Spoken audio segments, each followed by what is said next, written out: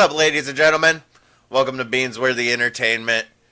It's Sunday morning. This video, we're going to go over the noon games for Week 8 of the 2020 NFL season. I'm just a guy behind a camera saying what I think could happen based on the statistics and what I've seen this season. Hope everybody enjoys the video. And if you do enjoy the video, hit that like button. Check out the other videos on my channel. And go ahead and go through the content. If you enjoy the content, hit that subscribe button. I also do stream live. I just had some issues. I lost the soundboard, but that's another point. Today we're just going over the football games. Be kind and respectful to others, and most of all, be kind and respectful to yourself. You're the number one person in this world. Nobody matters more than you do. Let's go ahead and get into the games today. We got a lot of games to go through. Not a single team has a bye week, so we got a full slate of games. And the first game that we're going to go over for the noon games is the Eagles going to Washington to face the Commanders. The Philadelphia Eagles, they are ranked number 2 on the power rankings because they are 6-1 and first in the NFC East. The Commanders, they are third in the NFC East with the 3-4 record, and they are ranked 25th in the power rankings. Going over this looks like a good game that it's going to be for the Eagles. I know that they're on the road, but the Commanders, they've been allowing a lot on defense. Not too much production on offense, and Eagles still got the best rushing defense in the league. Overall defense, Browns still got the best defense in the league. Go Browns. Myles Garrett last week, just absolutely insane. But still staying on track. We've got a lot of games to go over, so let's stay focused. The Eagles, let's dive into their stats. For the offensive side of the ball, they've got 389.3 total yards per game. That is third in the league. 246.6 passing yards per game. That is ninth in the league. And 142.7 rushing yards per game. That is fourth in the league. They've got 18 touchdowns that they've scored this year, 9 receiving and 9 rushing. They've scored 108 points, and their offensive line has only allowed 17 sacks.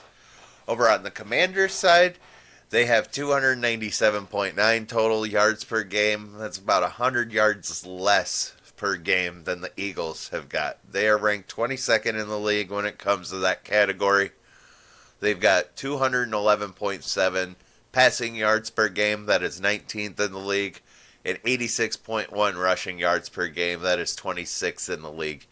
They have scored 15 touchdowns, 9 receiving, and 6 rushing touchdowns. 90 points scored, and a whopping 40 sacks have been allowed by that offensive line this year. So, I feel like the Eagles are going to cause a lot of pressure with that statistic. They've been allowing a lot of sacks to other teams. They're definitely going to have trouble against the Eagles. For the turnovers, the Eagles have given up 8 interceptions and 3 fumbles. The Commanders, they've given up 7 interceptions and 4 fumbles on offense. So they're exactly even actually with turnovers, but just a little bit different. Commanders got 1 more fumble, 1 less interception, but going forward, we got the defensive side of the ball. Eagles, they've allowed 290.3 total yards per game. That is 6th in the league. 227.4 passing yards per game. That is 18th in the league. And that, like I said, they're the best in the league when it comes to defending the run. They've got a league best 62.9 rushing yards per game. They've only allowed 15 touchdowns, so only 90 points have been allowed. That the Eagles defense has gotten 24 sacks also. Over on the Commanders side, they've allowed 374.2 total yards per game. That is 29th in the league. They've allowed 248.4 passing yards per game, 28th in the league, and allowed 125.7 rushing yards per game. That is 22nd in the league. So again, like I said, the Commanders' defense, when it comes to yardage, they are definitely struggling. They've allowed 18 touchdowns, 14 through the air, 4 on the ground for 108 points allowed, and the defense has gotten 23 sacks. So both defenses are around the same neighborhood for their sack totals. But the big thing that is different is that offensive line over on the Commanders' side that has been allowing a lot more sacks. So look for Sam Howell to definitely be running for his life, for lack of a better term, in this game. And also on the defensive side of the ball, while we're at it here, the Eagles have got 3 interceptions and 6 fumbles on defense. And the Commanders, they've got 5 interceptions and 5 fumbles on defense. So the turnover differential is just a little bit better, just one point better for the Commanders. But I don't think that that's going to end up helping them. Jake Elliott, the Eagles kicker, he's missed 2 field goals and 1 extra point, but 17 for 18 on extra points, 17 for 19 field goals. They've got 68 points from Jake Elliott this year. Over on the Commander side, I'm not too sure. I think that might be Slides still, but don't. I need to go through and actually just I'm slowly getting kickers' names, but as I get up to the actual breakdown of the games and the numbers and everything, my mind completely blanks. So, with that, we're just going to keep on moving forward. We'll get into the stat leaders for this matchup. Let me take a drink of water.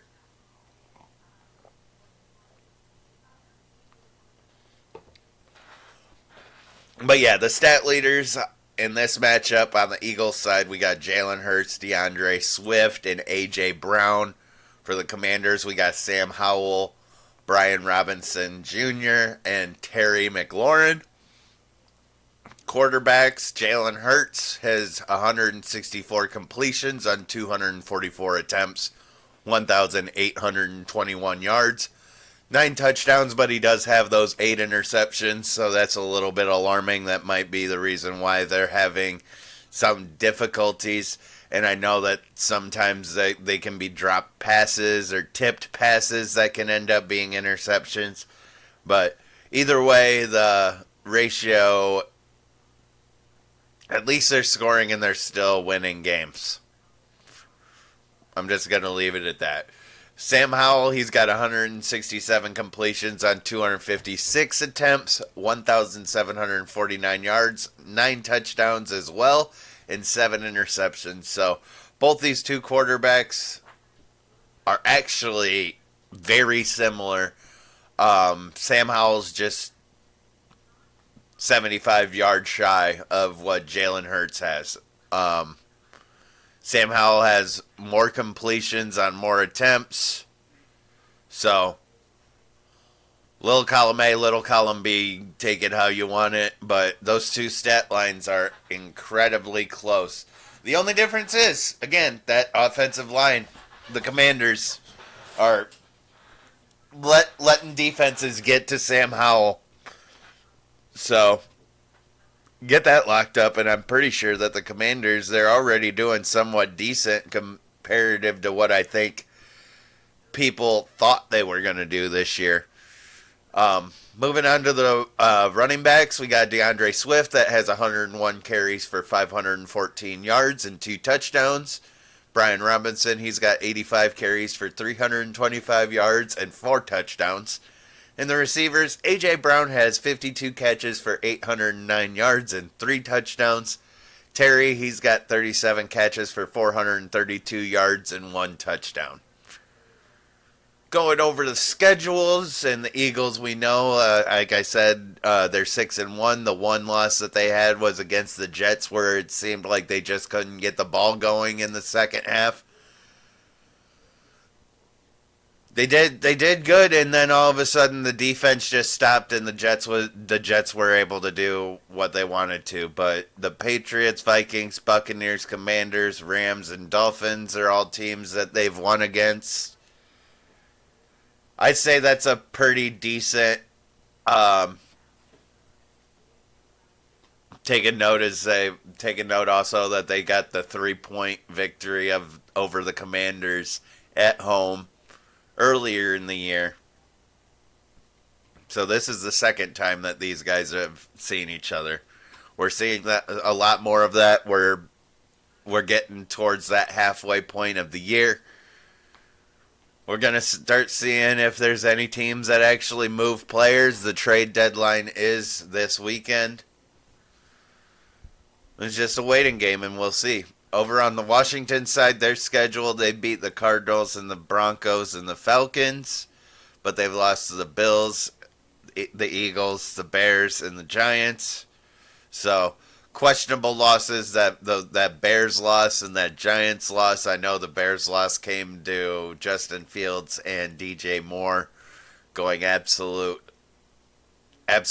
crazy, but still questionable losses. But overall, again, I feel like the Commanders are performing a lot better than what people thought that they were going to. So I'll give the Commanders credit, but in this matchup, I'm definitely going to side with the Eagles. ESPN has them favored. Vegas has them favored. The injuries on the Eagles side, Bradley Roby is going to be out. Over on Washington side, Cody Barton, Sadiq Charles, both are still on the injured reserve. Curtis Samuel, he is questionable to play today. And yeah, the over-under is 43.5, and like I said, the Eagles are favored, and they're favored by 7. I could go ahead and agree with that.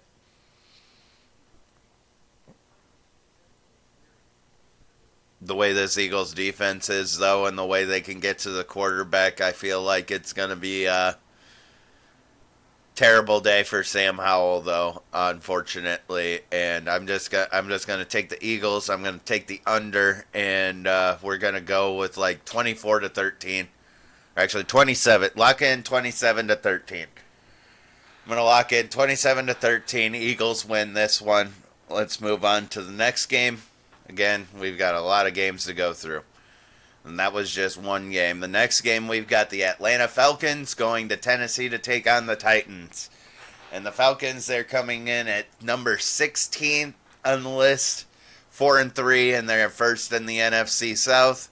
Tennessee Titans, they are ranked number 26 on the list. And 2-4 is their record, and they are last in the AFC South. The Falcons, their offense, they've got 341 total yards per game. That is 13th in the league. 216.7 passing yards per game. That is 17th in the league. And 124.3 rushing yards per game. That is 8th in the league. They have 11 touchdowns that they've scored this year. 6 receiving and 5 rushing. So they've got 66 points that they've scored. But the offensive line has allowed 20 sacks this year. On the Titans side, they have 283.5 total yards per game. That is 28th in the league. 173.2 passing yards per game. That is 30th in the league. And 110.3 rushing yards per game. That is 19th in the league. They have the league's worst. They're the league's worst team for scoring through the air. They've got 3 receiving touchdowns. 4 rushing touchdowns.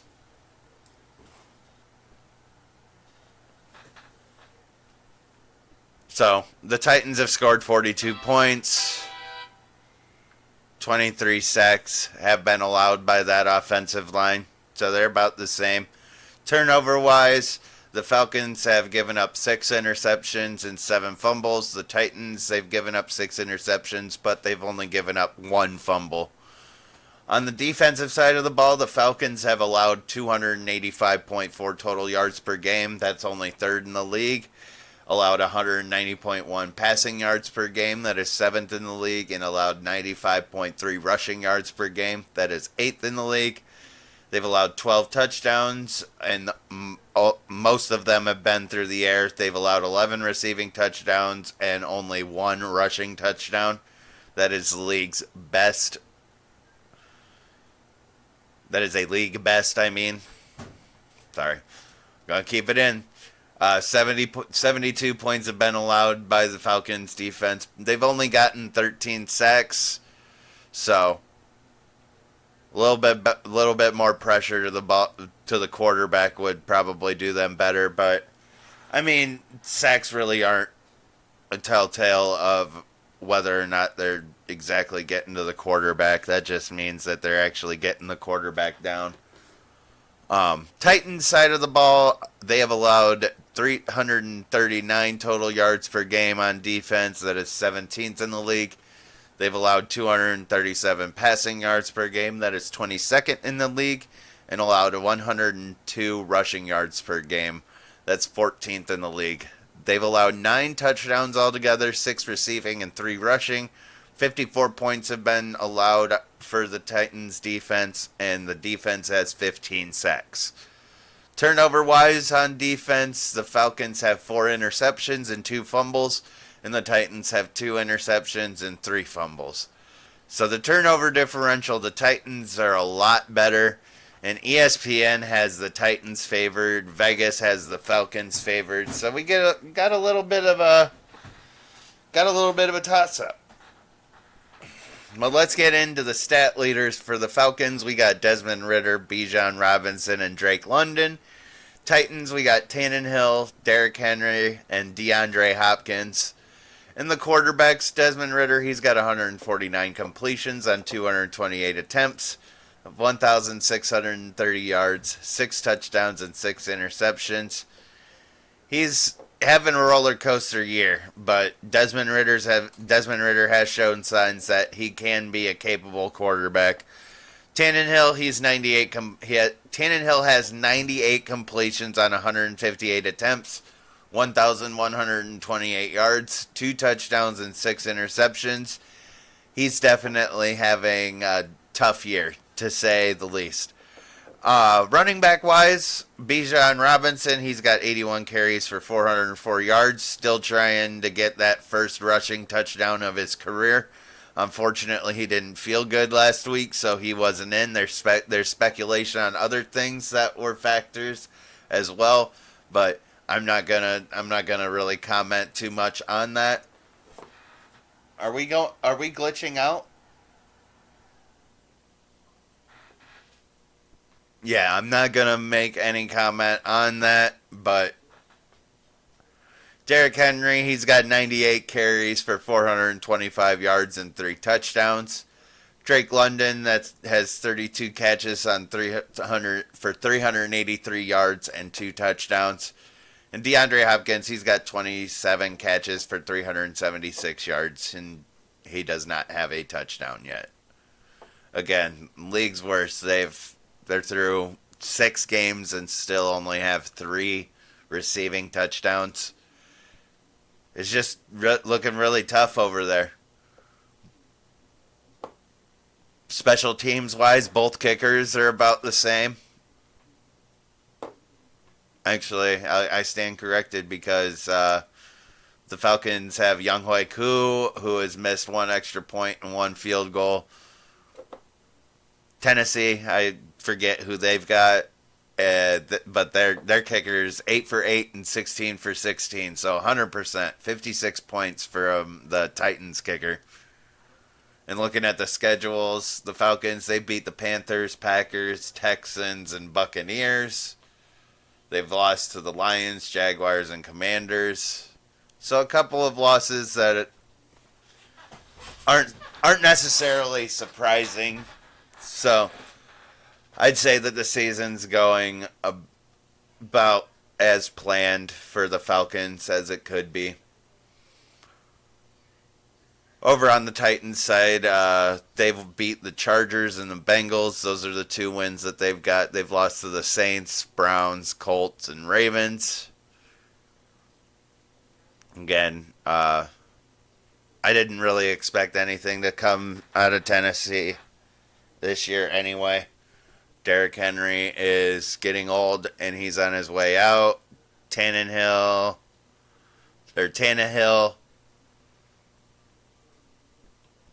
Just quite a few factors that are in there that lead me to that I wasn't confident that the Titans were going to have that great of a year this year. Injuries, the Falcons have Tay Davis that is out. Bud Dupree and Bradley Pinion are questionable. The Titans side, Taylor Stallworth is on IR. Tannehill, Josh White, and Roger McCreary are all out. Speaking of Tannehill, Naquan Jones is questionable. He might play today. Does that mean who's going to be starting for the Titans then? I want to see that.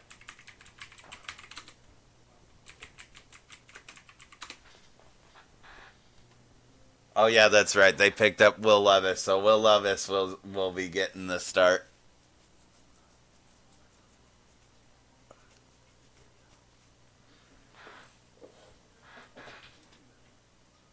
I wonder if Malik Willis will ever get an opportunity to prove himself in the league.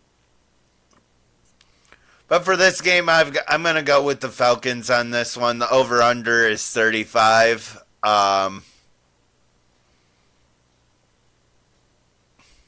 going to hit the over on this one, actually, to tell you guys the truth. Because I feel like it's just going to be one of those games. I feel like it's going to be close, but the Falcons are going to take this. I'm going to take the over. We're going to go 21-17 and lock that in. 21-17, Falcons win on the road in Tennessee. Moving forward, we've got the Jacksonville Jaguars that are going to Pittsburgh to take on the Steelers. The Jacksonville Jaguars, they are ranked number 6 on the power rankings. 5-2 for their record, first in the AFC South, and they are red hot. Pittsburgh, they are ranked number 13 on the power rankings list, and they are 4-2 and second in the AFC North. If anybody watched my rankings video, I've got the Steelers going to the playoffs, and honestly, with the strength of schedule, if they can just stay consistent and Mike Tomlin does what he normally does and gets them through the season, I have a feeling that they're going to make the playoffs. They're going to get knocked out right away in the wild card, but they're going to make the playoffs. They're not getting the number 1 seed, and just the talent that is going to be there. And this could be foreshadowing for a game as well, because Chiefs might get that number 1 seed again. This could be a matchup that we see in the playoffs right here. So we might want to pay attention to this game just in case these two teams end up playing each other in the playoffs.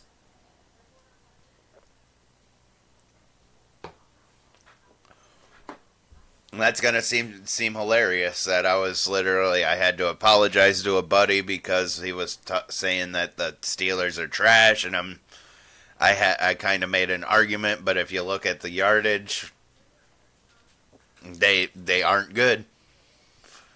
But if they end up going to the playoffs with this team, it's just got to go to show how great of a coach Mike Tomlin is, and I'll give him respect being a Browns fan, and I know that we've got our discrepancies against Steelers players, coaches, and fans in general, but I'll give respect where respect's due when it comes to Mike Tomlin, and he's had a hell of a career.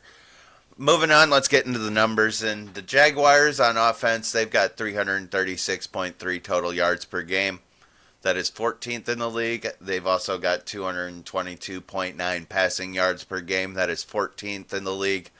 113.4 rushing yards per game.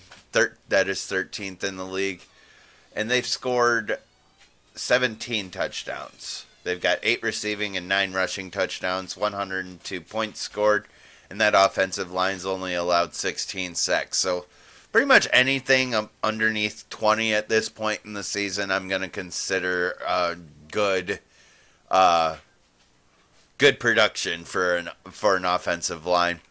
Over on the Steelers side of the ball, their offense, they've got 273.5 total yards per game. That is 31st in the league.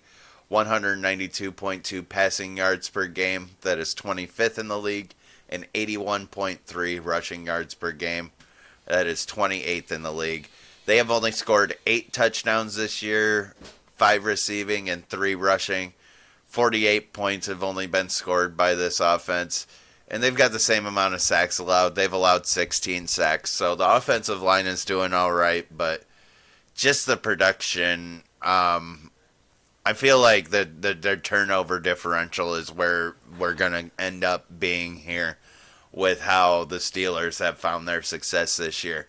Jacksonville's side, their offense has given up 3 interceptions and 7 fumbles. The Steelers have given up 4 interceptions and 2 fumbles.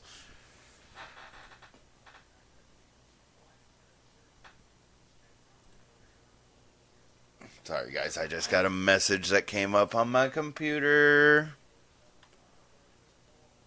But yeah, those are the turnovers for the offensive side of those two teams. And then going forward, the defensive side of the ball, the Jacksonville Jaguars have allowed 354.4 total yards per game. That is 26th in the league. They've allowed 273.9 passing yards per game. That is 31st in the league. And allowed 80.6 rushing yards per game. So that's only 4th in the league. They're really good at limiting teams from running the ball. They've allowed 15 touchdowns, though, 10 receiving and 5 rushing. They've allowed 90 points. That defense has gotten 13 sacks. That's the Jaguars. Have gotten 13 sacks. The Steelers, they've allowed 383.5 total yards per game, and that is 30th in the league. They've allowed 241.2 passing yards per game. That is 25th in the league, and 142.3 rushing yards per game have been allowed. 28th in the league there. They've allowed 13 touchdowns, 9 receiving, and 4 rushing. So that's 78 points that have been allowed. They've gotten 19 sacks, so they're getting there. They're to the quarterback. On the defensive side of the ball for turnovers, the Jaguars, they've taken the ball away 16 times, 9 interceptions and 7 fumbles. The Steelers, they've got 6 interceptions and 6 fumbles for their defense. Jaguars have 2 pick sixes. The Steelers, they've got 1 pick six, 1 fumble return for a touchdown, and a safety. So that might be where their success is that their turnover differential is plus 6. The Steelers kicker is perfect, 8 for 8 for extra points, 11 for 11 field goals, so there's 41 points. So their kicker is perfect. They're doing well to get the ball. That's probably where they're getting it, is having great field position, not allowing that many points. So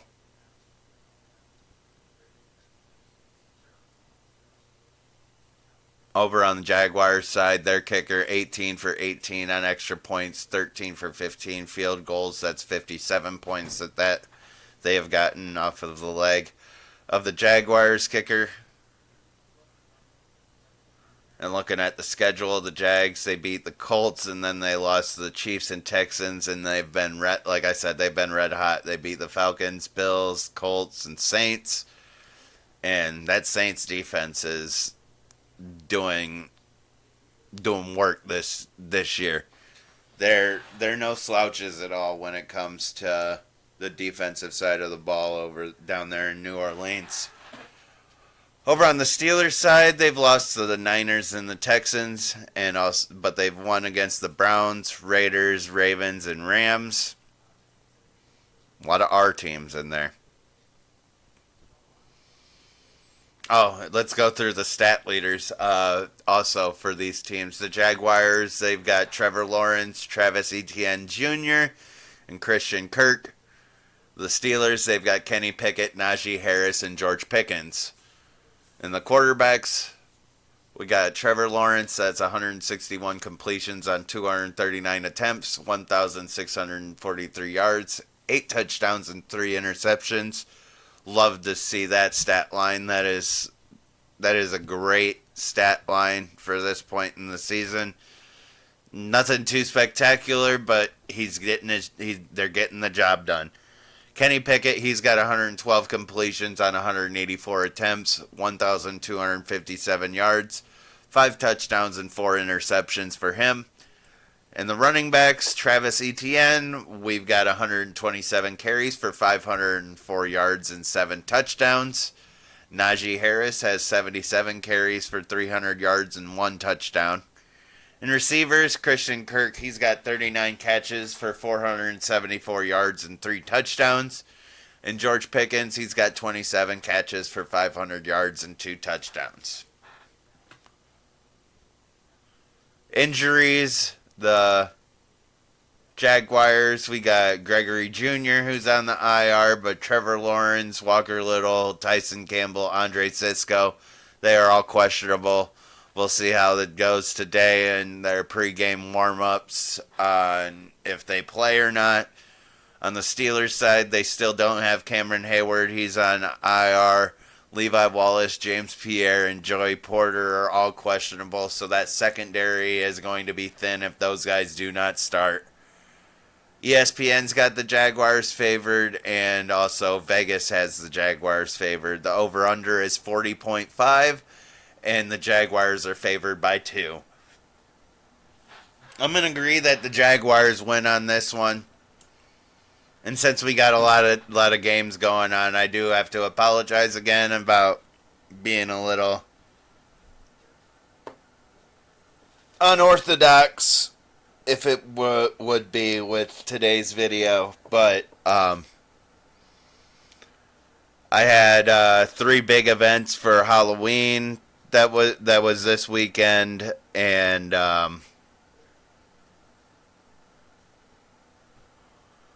other things that were going on. Like I said, I had a soundboard that decided to go snap, crackle, and pop on me. Smelt like burnt motherboard in my room for like 3 or 4 days.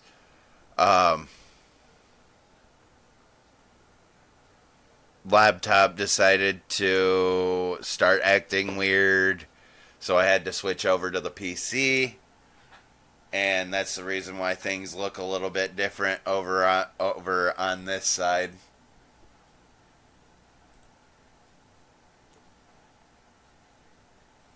But I'm talking about we need to I gotta keep moving, and then I all of a sudden take a second. Because honestly, I got to think about this one. The Jaguars are red hot, but for some reason I feel like the Steelers are going to be sneaky with this one. I know that I said that I got to agree with them, but my brain agrees with the statistics that the Jaguars are going to win, but the Steelers I feel like are going to be sneaky. So I'm still going to take the Jaguars winning, but with the thought that it's going to be close, and there might be... God, should I? Guys, I don't know.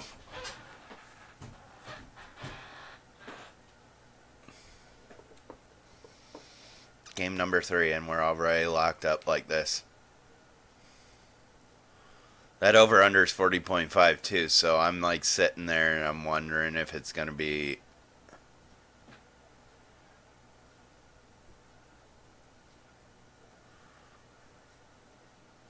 I'm going to go with the under, and I'm going to go Jacksonville Jaguars 17, Steelers 10. We'll lock that in. 17 to 10, Jaguars win.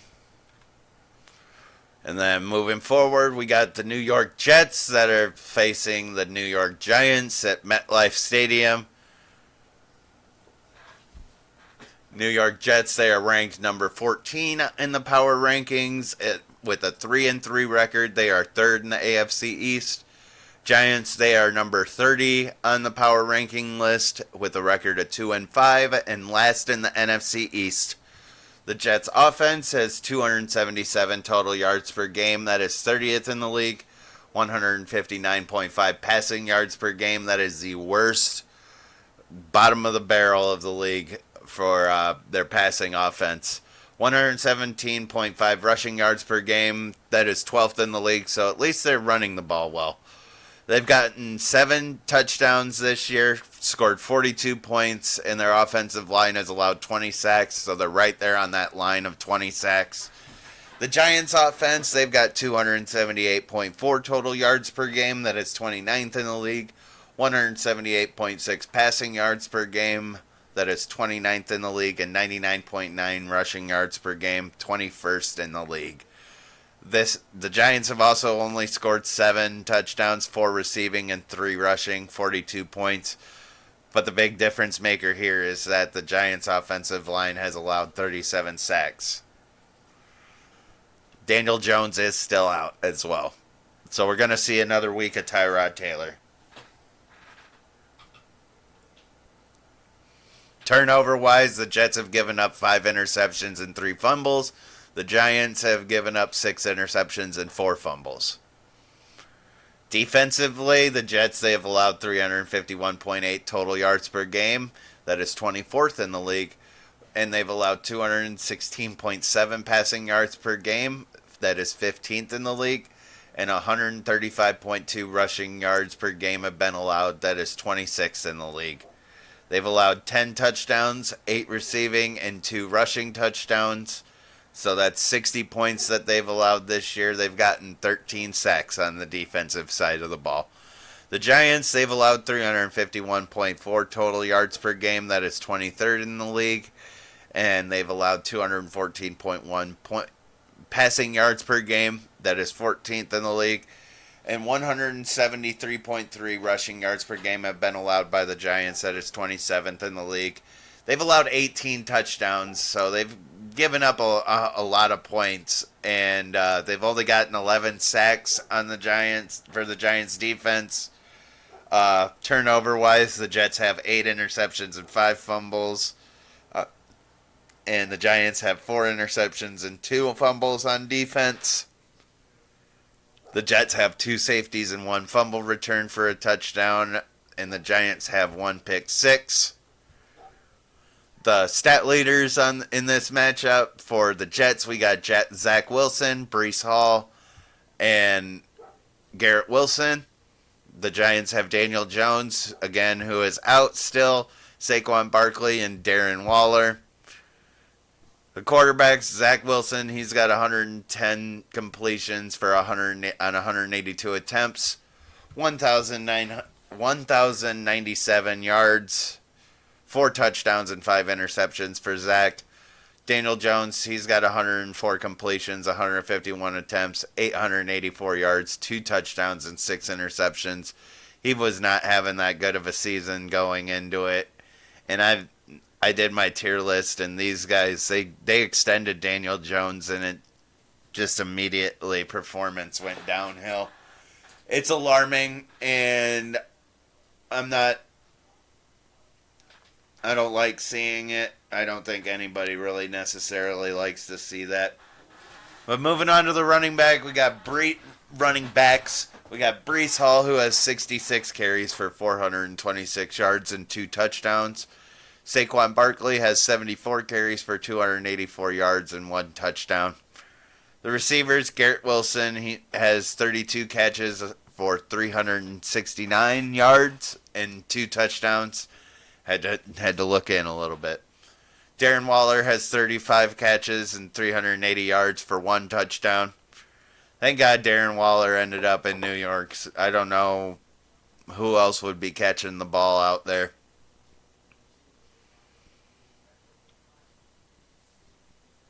Going over this, turnover differential for the Jets is +5, -4 for the Giants. Everything's pointing in the Jets' favor, even though both the offenses are not doing the greatest. They're not scoring well. But I feel like those sacks are going to prove to be an issue. The offensive line, backup quarterback. We're going to go ahead and go with the Jets. The Jets' schedule, they've beat the Bills. They got that crazy Week 1 win against the Bills. Then they lost to the Cowboys, Patriots, and Chiefs. They beat the Broncos and they beat the Eagles right before their bye week. Giants, they've lost to the Cowboys, Niners, Seahawks, Dolphins, and Bills. They did win against the Cardinals and the Commanders, but there's really nothing spectacular about those wins. Injury-wise, on the Jets side, we got Joe Tipman that is out. Irvin Charles is doubtful, and Michael Carter, Will McDonald, and Randall Cobb are all questionable. On the Giants side, Daniel Jones and Gary Brightwell are both out. Brightwell has actually gotten put on the IR. Andrew Thomas is doubtful, and Darren Waller and Adoree Jackson are questionable. ESPN has the Jets favored, and Vegas has the Jets favored as well. 35 is the over-under, and the Jets are favored by 3.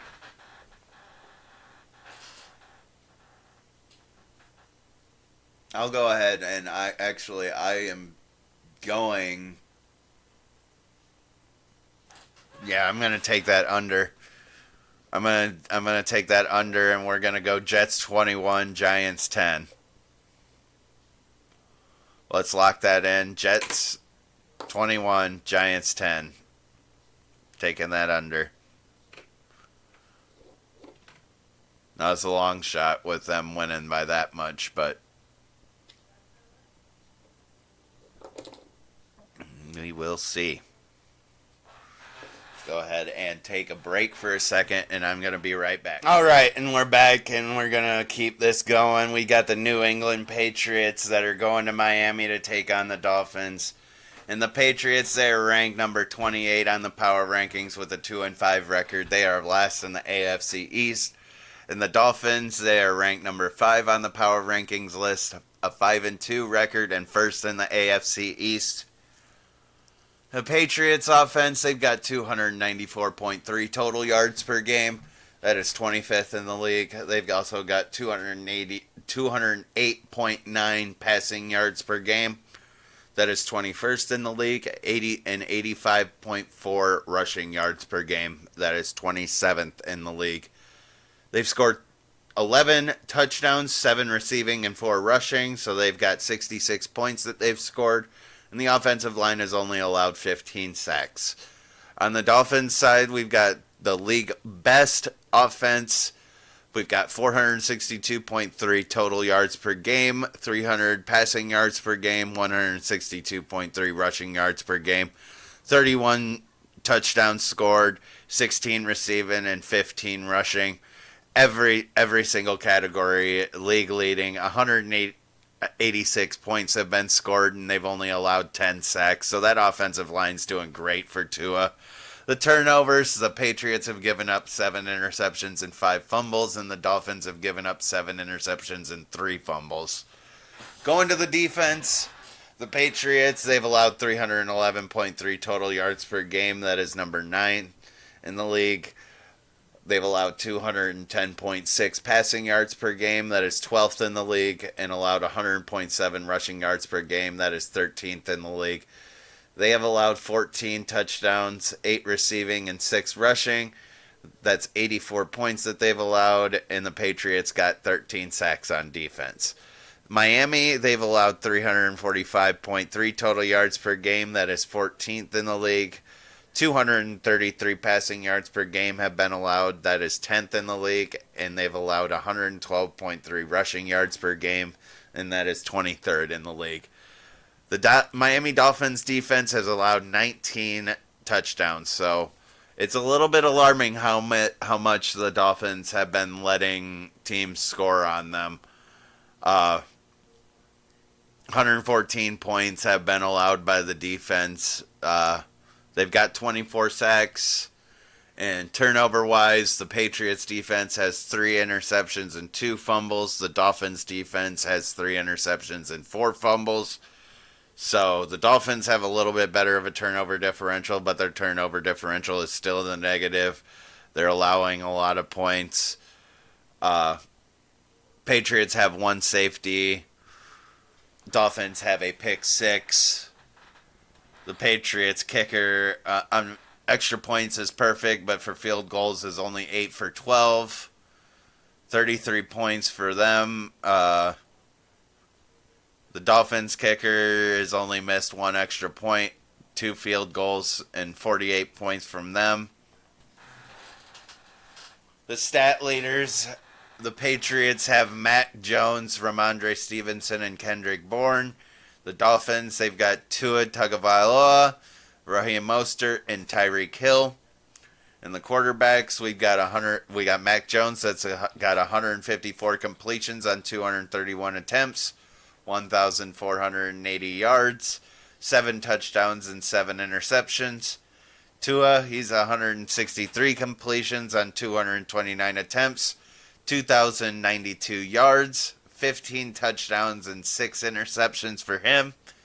The running backs, Ramondre Stevenson has 87 carries for 268 yards and 2 touchdowns. Raheem Mostert, he's got 84 carries for 474 yards and 9 touchdowns. Kendrick Bourne, or the receivers, Kendrick Bourne has 34 catches and 370 yards and 3 touchdowns. Tyreek Hill, he's got 53 catches for 902 yards and 7 touchdowns. Still on pace to break that record, and I hope that he does.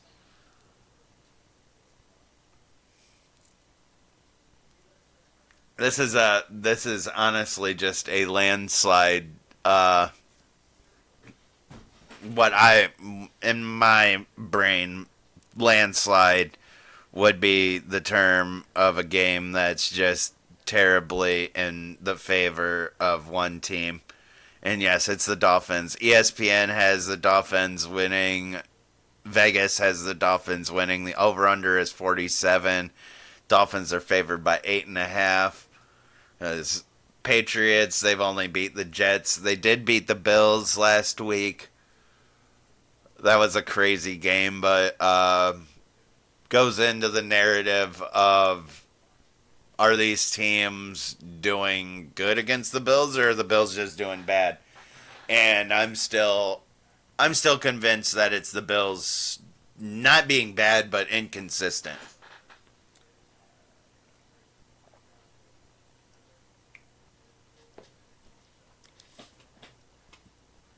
Thank God that Thursday he actually flipped it around. And I did say that Josh Allen was going to have a game on Thursday night, and he did. It's good to see it. The Dolphins, they've beat the Chargers, Patriots, Broncos, Giants, and Panthers. They've lost to the Bills and the Eagles, so a couple of tough teams that they've come up against, they've lost. This isn't the case, though. The Patriots aren't a tough team this year. The Patriots injuries, we've got Tyrone Wheatley that's on IR, Verdarian Lowe, Josh Uche, and Calvin Anderson are out, and Keelan White is questionable. For Miami, we've got Javon Holland that's still out, Raheem Mostert, Connor Williams, Xavier Howard, and Jalen Ramsey are all questionable. We'll have to see when it gets to game time if those guys are going to play or not. But again, landslide decision. Yep, we're getting a little glitchy. Sorry about that, guys. I've got a figure out what's going on with that's causing that to happen. But yeah, landslide victory. That's basically where the term pops into my head about a landslide game. But I don't think that it hits the over because I just don't think that the Patriots score that much in this game. This is gonna be a massacre, I think. Miami's at home. They just had a tough loss against the Eagles. They've got a lot of criticism. Let me think about this.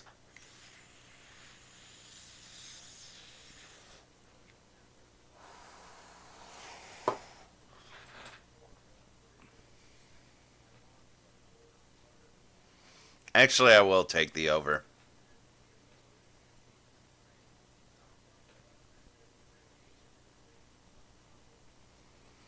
I'm going to take the over. I'm going to have the Miami Dolphins 34, the Patriots 16. We're going to go ahead and lock that in. 34-16, Dolphins win this game. In the next game we've got the LA Rams going to Dallas to take on the Cowboys. The LA Rams are number 18 in the power rankings with a 3-4 record and third in the NFC West. The Dallas Cowboys, they are ranked number 8 on the power rankings list. They've got a 4-2 record and are second in the NFC East. The Rams, their offense, they've got 365.1 total yards per game. That is 6th in the league. 253.1 passing yards per game. That is 7th in the league. And 112 rushing yards per game. That is 15th in the league. They have scored 15 touchdowns this year, 7 receiving and 8 rushing. So that's 90 points that they've scored. The offensive line has only allowed 18 sacks. So good job. On the Cowboys side for offense, we've got 329.8 total yards per game. That is 16th in the league. 210.2 passing yards per game. That is 20th in the league. And 119.7 rushing yards per game. That is 10th in the league. They have only scored 11 touchdowns this year, so the Cowboys have only scored 66 points.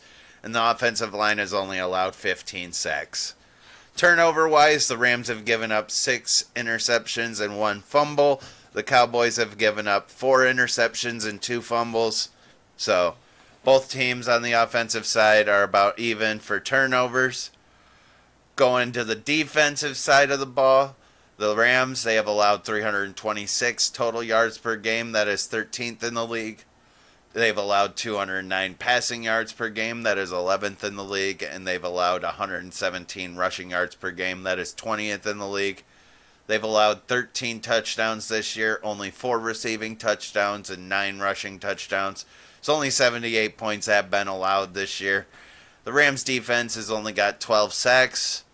So 12 is actually in the middle ground. So I'll give them credit for that. A lot of the other teams that I have been talking about on this video, it's like I'll give them credit. And doing pretty good. But Cowboys on the defensive side of the ball have allowed 288.7 total yards per game. That is 5th in the league.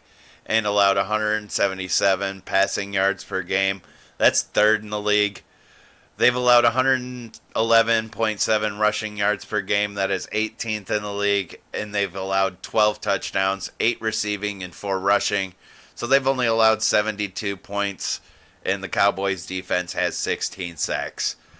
For defensive turnovers, the Rams, they've got 3 interceptions and 2 fumbles.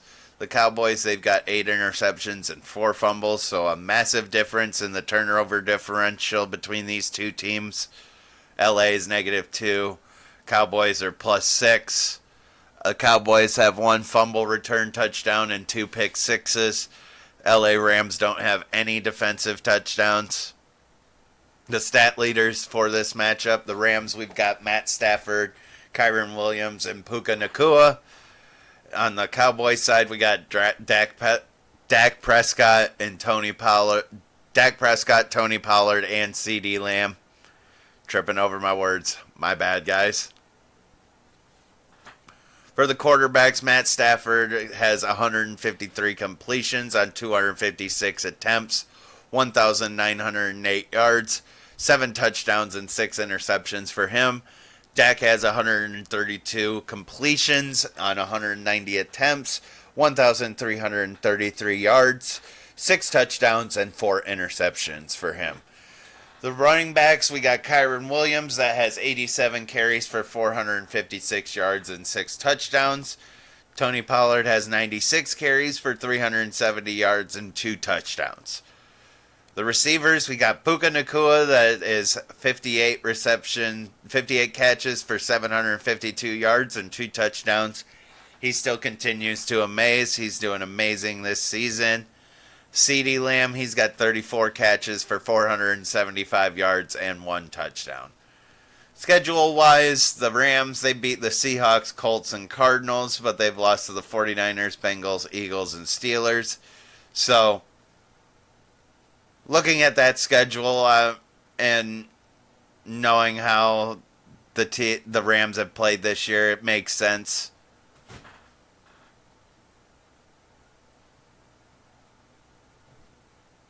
Nothing really out of the ordinary there.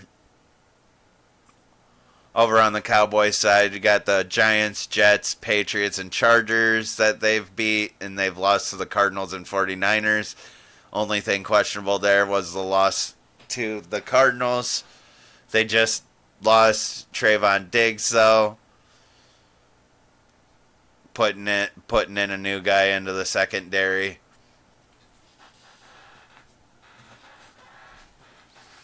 Both kickers are, well, the Rams kicker,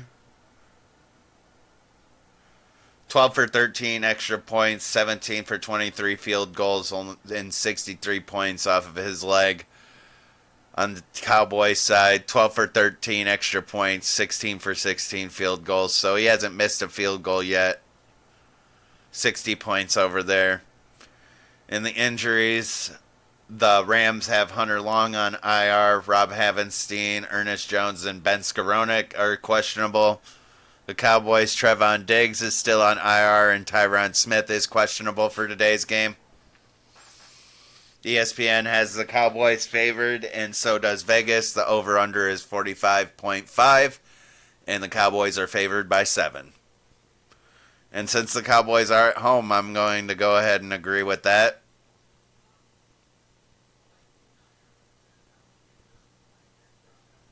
Over under. I feel like this might actually, looking at it, both defenses are good, but let's go back to the schedule.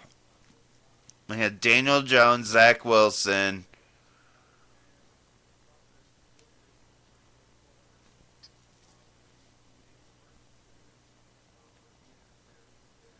they're good against pass. Their defense against the passing game, the Cowboys, is good. But I'm just looking at the quarterbacks. Giants, Jets, Cardinals, Patriots, 49ers. Brock Purdy had a good game. Justin Herbert, they beat the Chargers.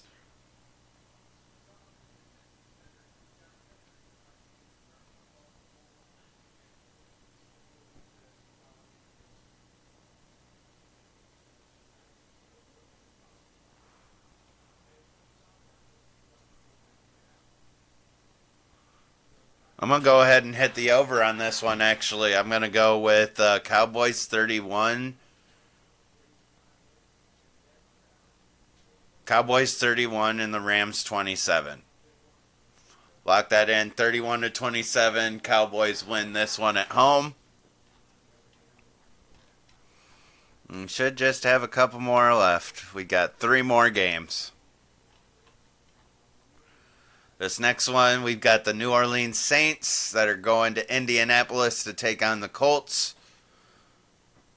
The Saints are ranked number 19 on the power ranking list. They have a 3-4 record and are third in the NFC South. The Colts, they are ranked 21st on the power ranking list with the 3-4 record, and they are third in the AFC South. The Saints offense, we have 326 total yards per game. That is 17th in the league. 227.9 passing yards per game. That is 12th in the league. And 98.1 rushing yards per game. That is 22nd in the league. They have scored 10 touchdowns this year, six through the air and 4 on the ground. 60 points have been scored, and that offensive line has only allowed 20 sacks. So they're right around the area that I feel like that most teams need to be. Obviously you want less sacks, but I feel like 20 or less after 7 games. This is week 8, so I feel like that's a good number to be around. In the Colts offense, they've got 361.1 total yards per game. That is 10th in the league. 237.1 passing yards per game. That is 10th in the league. 124 rushing yards per game. That is 9th in the league. They have scored 19 touchdowns, 8 receiving touchdowns, and 11 rushing touchdowns. So that means that they've scored 114 points, and that offensive line has only allowed 19 sacks. The Saints, turnover-wise, have given up 5 interceptions and 4 fumbles, and the Colts have given up 5 interceptions and 7 fumbles. Just a little bit more fumbles on the Colts side, but they're putting up numbers, doing pretty well. On the defensive side of the ball, the Saints have allowed 285.7 total yards per game. That is 4th in the league. They've allowed 187 passing yards per game. That is 4th in the league as well. And allowed 98.7 rushing yards per game. That is 14th in the league. They've allowed 11 touchdowns, 8 receiving and 3 rushing. So 66 points have only been allowed. And they've gotten 13 sacks on the defensive side of the ball for the Saints. Like I said, the Saints defense is doing their job this year. Just if they could turn things around on offense, I feel like they'd be a lot more successful and they could actually make a push to make it into the playoffs, especially in a weak NFC South. The Colts on the defensive side of the ball have allowed 351.3 total yards per game. That is 22nd in the league. Allowed 232.6 passing yards per game. That is 19th in the league. And allowed 118.7 rushing yards per game. That is 21st in the league. They have allowed 19 touchdowns for 114 points on the defense. So they're scoring points, but they're giving up a lot of touchdowns. 7 receiving and 12 rushing touchdowns. They've got 20 sacks. And turnover-wise, the Saints have 8 interceptions and 4 fumbles. The Colts have 6 interceptions and 4 fumbles. Saints win the turnover differential battle on this one. And the Saints got a pick 6, and the Colts have 1 fumble recovery touchdown. Stat leaders for this matchup, the Saints got Derek Carr, Alvin Kamara, and Chris Olave. The Colts, they've got Gardner Minshew, Zach Moss, and Michael Pittman Jr. And for the quarterbacks, Derek Carr is 163 completions on 255 attempts, 1,600 yards, 6 touchdowns, and 4 interceptions for him. Gardner Minshew, he's got 105 completions on 161 attempts, 1,187 yards, and 5 touchdowns, 4 interceptions for him. The running backs, Alvin Kamara, he's got 69 carries and 261 yards for 1 touchdown. Zach Moss has 114 carries, 523 yards, and 4 touchdowns. The receivers, Olave has 39 catches for 471 yards and 1 touchdown. Michael Pittman Jr., he's got 42 catches for 489 yards and 2 touchdowns. The injuries, the Saints, we got Tyrann Mathieu, Marcus May, Alontae Taylor, Jimmy Graham, and Michael Thomas that are all questionable. The Colts, we got Juju Brents and Braden Smith that are out. Tony Brown, Eric Johnson, and Zach Moss are questionable. So we'll see what happens with that. The kickers, the Saints kicker is 11-11, extra points, 16 for 20 on field goals, 59 points from his leg.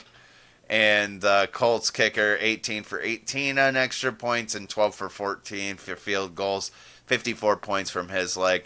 So about the same for their kickers. Schedule-wise, the Saints, they beat the Titans, Panthers, and Patriots. They've lost to the Packers, Bucks, Texans, and Jags. Tough to see that, but again, not that much offensive production, so they've taken those losses without being able to move the ball down the field. The Colts, they've lost to the Jags, Rams, Jags twice, and the Rams and the Browns.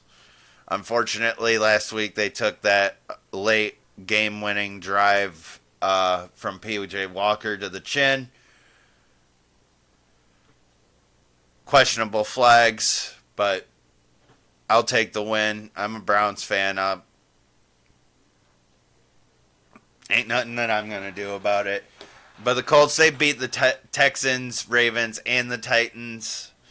Both of these teams have beat the Titans.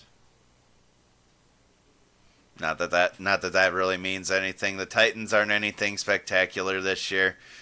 ESPN has the Saints favored, and so does Vegas. The over-under is 43.5, and the Saints are favored by 2.5. I could see this being a close one, but I don't agree with the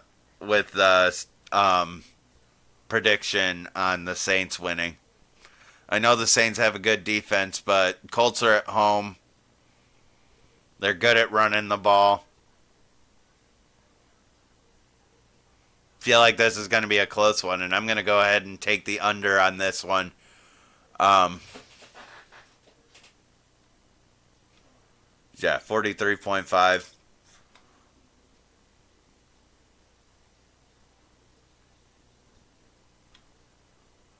We're going to go Colts 24, Saints 16.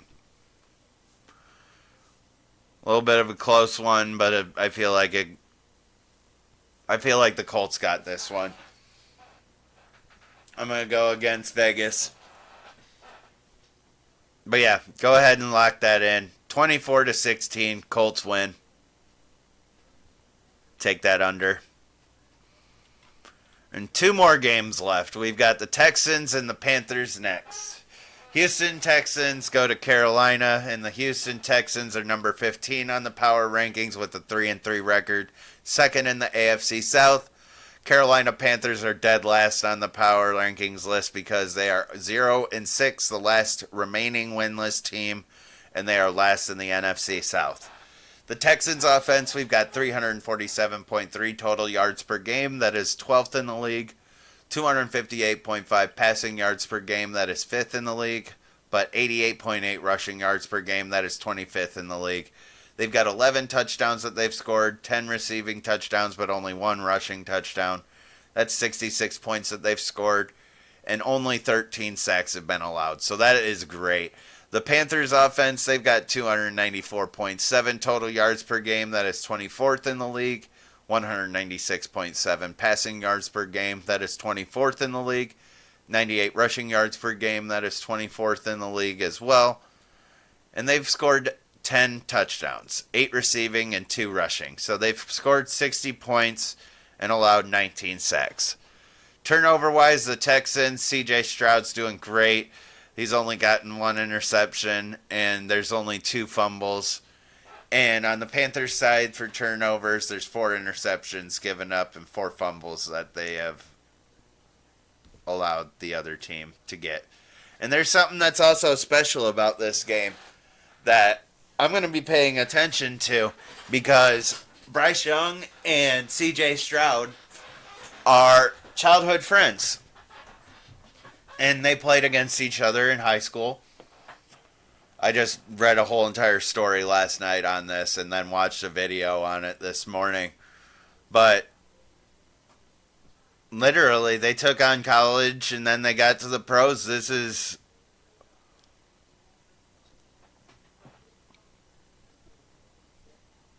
what kids dream about when they say that they want to grow up and play in the NFL. And then they've got friends that they played along with. So, great storyline to watch. as this develops, and this is the first time that these two face each other in the NFL. Moving forward on the defensive side of the ball, the Texans have allowed 354 total yards per game. That is 25th in the league. Allowed 245.5 passing yards per game. That is 26th in the league. And allowed 108.5 rushing yards per game. That is 17th in the league. They've only allowed 12 touchdowns this year, 4 receiving touchdowns and 8 rushing touchdowns. So the Texans have only allowed 72 points. But they've only got 9 sacks. Not terrible, but at least they're getting there. On the Carolina Panthers side, they have allowed 342.2 total yards per game on defense. That is 19th in the league. They've allowed 197.8 passing yards per game. That is 9th in the league. And they've allowed 144.3 rushing yards per game. That is 31st in the league. They've allowed 22 touchdowns, so that's not good. They've allowed 132 points, and they've only put up 60 points, so that explains a lot to why they haven't been winning games. This defense is giving up a lot of points, and their offense isn't answering back at all. The defense has 14 sacks. Turnover-wise, the Texans have 4 interceptions and 5 fumbles on defense. The Panthers only have 5 interceptions on defense.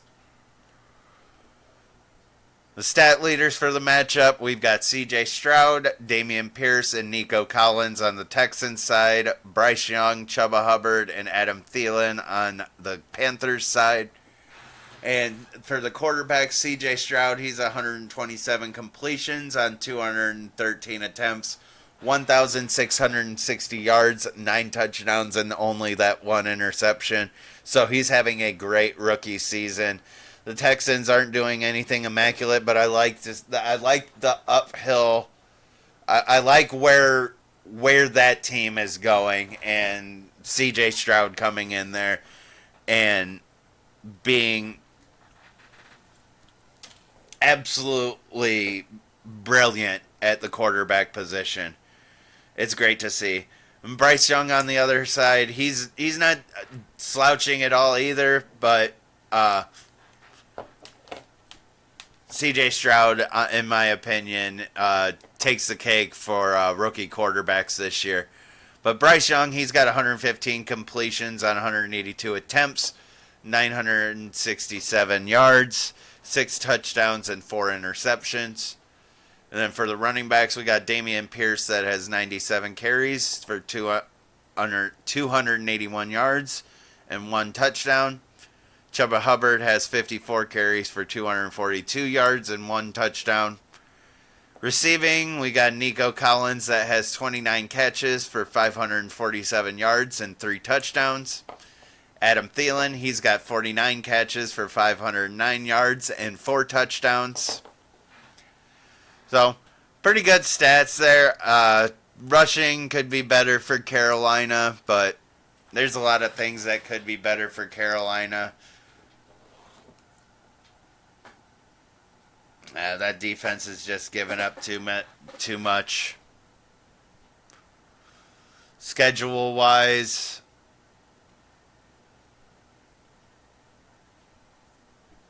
other than the turnover differential, the Texans, they lost to the Ravens, Colts, and Falcons this year. They beat the Jags, Steelers, and Saints.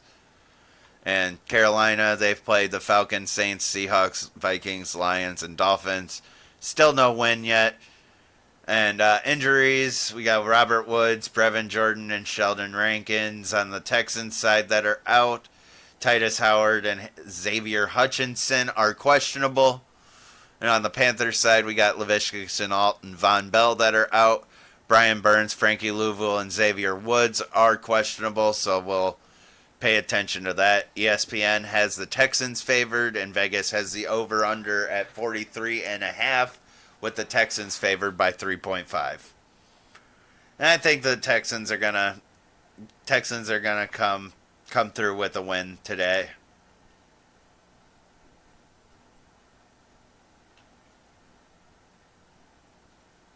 I know that the passing defense has been doing good, but they've been allowing way too many points, and I feel like CJ Stroud's going to have a heyday on this defense. What was that over under? 43.5. Yeah, I see there being some points scored. I'm going to go ahead and take the over on this one.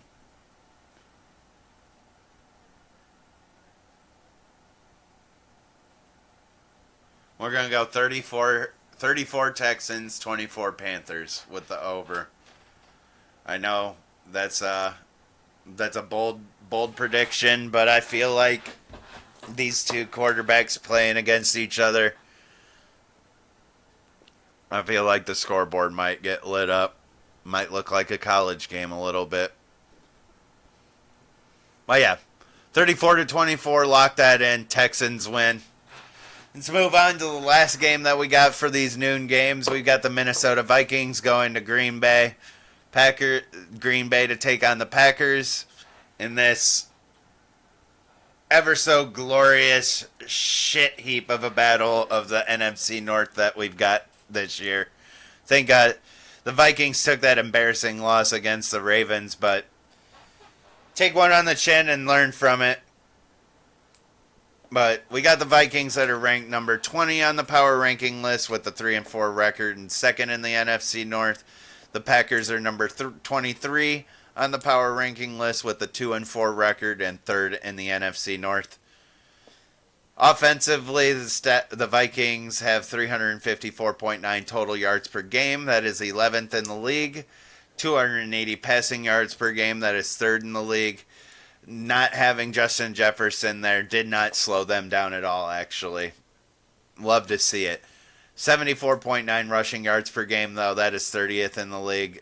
Alexander Mattison, Cam Akers coming over. That didn't help.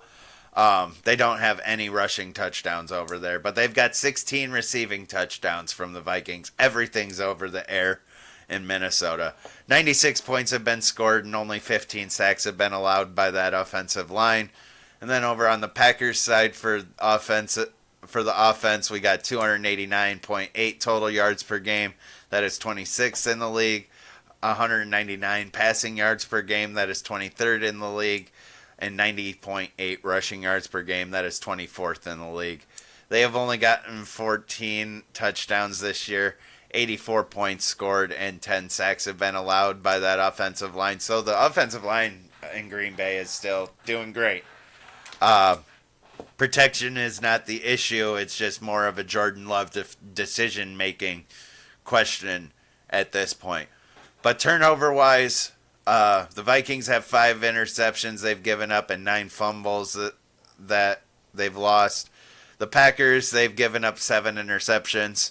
Again, Jordan Love decision-making, but like I said in the beginning of the video, sometimes tip passes and everything. Not everything's on the quarterback. But defensively, the Vikings have allowed 330.3 total yards per game. That is 15th in the league. They've allowed 224.7 passing yards per game. That is 17th in the league. And allowed 105.6 rushing yards per game. That is 15th in the league. They've allowed 16 touchdowns and 10 receiving and 6 rushing. So they've scored 96 points, but the Vikings have allowed 96 points. They've got 19 sacks, so that's good. And on the Packers side, they have allowed 338 total yards per game. That is 16th in the league. Allowed a 194.3 passing yards per game. That is 8th in the league. Allowed 143.7 rushing yards per game. That is 30th in the league. So they're really bad at defending against the run. If the Vikings have any hope of getting the running game going this season, to see if maybe they need to move some things around. This is the game where if they're going to get any production, they're going to get some production, I feel like. But the Packers defense has allowed only 12 touchdowns. So that's 72 points that they've allowed. Let me gather myself. And they've got 16 sacks. So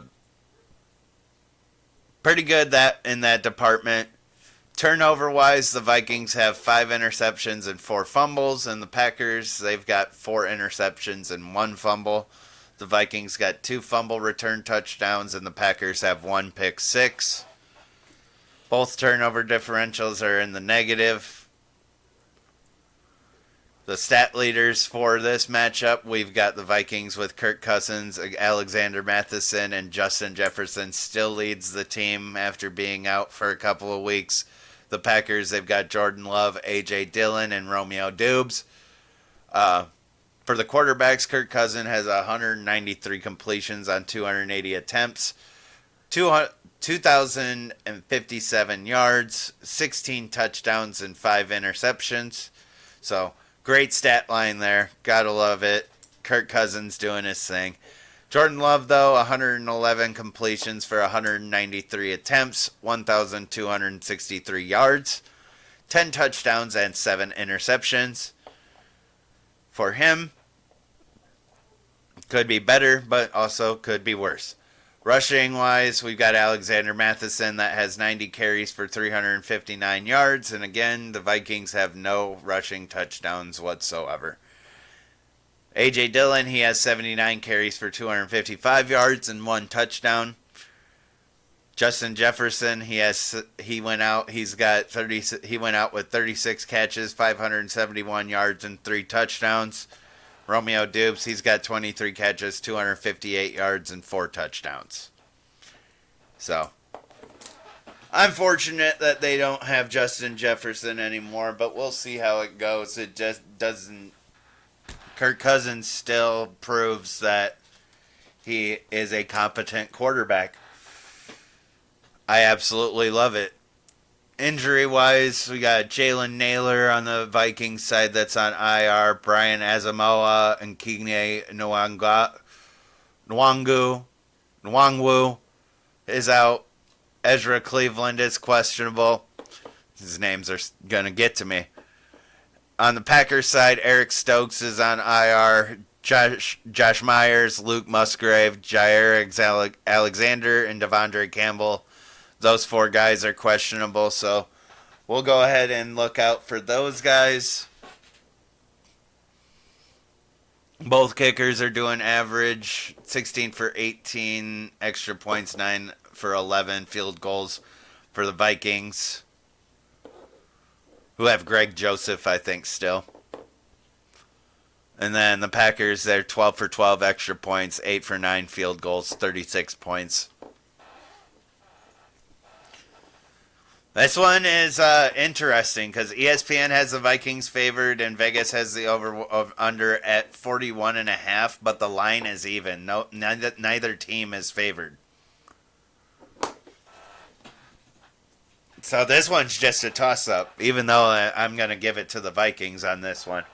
I feel the Vikings are going to come into Green Bay. I learned my lesson earlier in the year on thinking that Lambeau was special and had something that would allow the Packers to have some sort of advantage, and then they just got the break speed off of them by the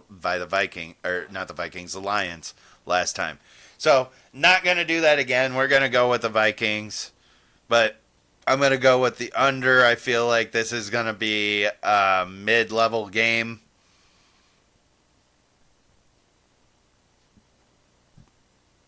Both teams are doing subpar this year.